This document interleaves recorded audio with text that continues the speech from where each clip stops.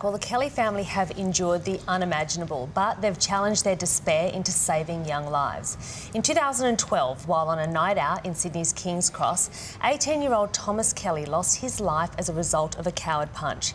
Since then, his parents, Kathy and Ralph, have put aside their own grief to ensure other families don't suffer the same. Sadly, their strength and resolve was met with tragedy again 4 years later when their other son, Stuart, took his own life. Thomas and Stuart's legacies live on as their family continues to promote keeping safe and staying kind in communities. Their mother, Kathy Kelly, is with us now. Kathy, thank you so much for joining us. Thank you for having me. You lost two boys, both at 18. How for you, and I guess and Ralph, your husband, how have you guys stayed so strong? It hasn't been easy. Every day is a struggle, but, you know, before we lost Stuart, we did it for our other children. We had our daughter Madeline, who's in the middle of the two boys, and Stuart, and you just can't give up. You know, you really can't. You have to keep going for them and to provide a safe and try and make a safe world for them and make their lives as fulfilling as they possibly can, as you can. So, yeah, we've done it for the kids, and I think since we've lost Stuart, you know, Madeline has been incredibly strong, but you know, we worry about her every day, and we do it for her. You know, that she's the reason we're here. Kathy, how have you and Ralph been able to push past your own grief to then reach out and go and help all of these families that you're helping right now? Look, I think it gives you purpose. It gives you something to strive for. And interesting enough, you know, we've met a lot of people who've been through tragic circumstances. And unfortunately, it's quite sad to think that it's those people that have to try and make change and create a difference in society.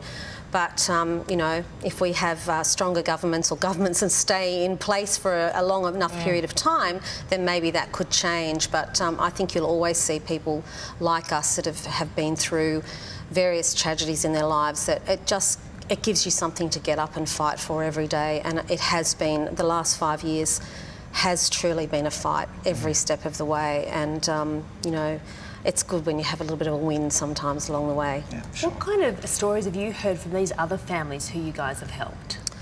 Oh, look, we, particularly with our safe space, we have people that write in that, you know, were so heavily intoxicated they might end up in hospital, or we might have actually saved their lives. And I think, you know, it's quite rewarding when they come back and they send a little email into St John's, who are our provider, and say something like, you know, I can't thank you enough. And we've had people that we have saved in that program that actually come out and volunteer now, so that's very rewarding as well.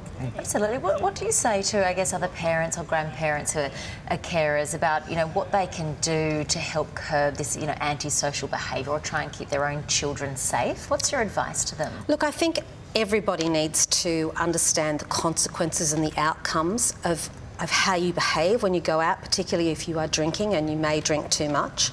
And I think as parents or role models to our children, we have to be the greatest role models we can be. We need to sit down and try and put the devices away. We know we certainly didn't feel like we were doing it. We felt like we didn't listen to Stuart. We tried, but, you know, I think we need to go back to basics. We need to at least sit down, even if our kids are, you know, they're late teens or even into their 20s and living at home. We really need to sit down as a family, even if it's once or twice a week, put all that aside and actually communicate with each other. So I think as parents and mentors, we need to teach our kids that they have to be respectful. They have to think about the consequences of what might happen if they do behave badly.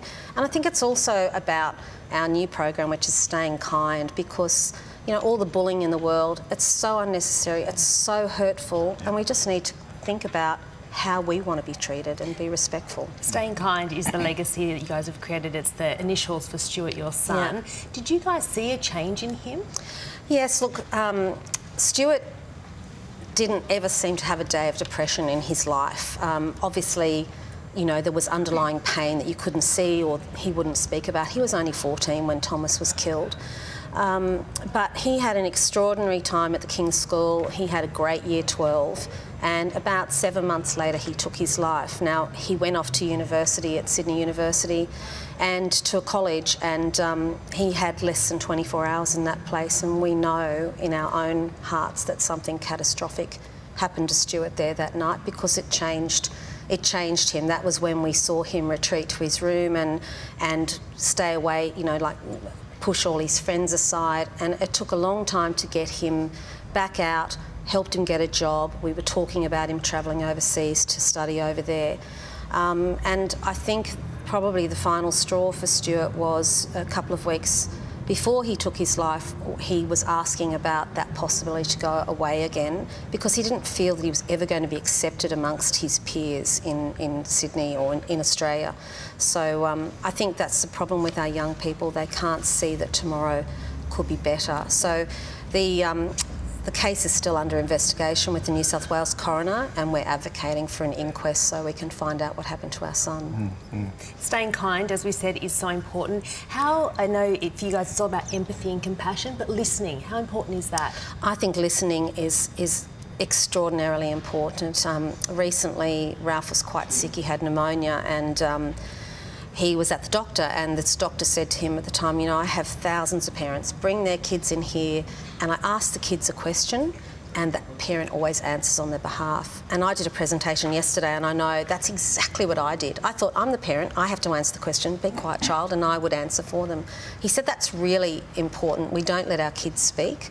And he also said that they don't like to speak up with their parents about their problems because they don't want to add stress to their lives, which is already very stressful.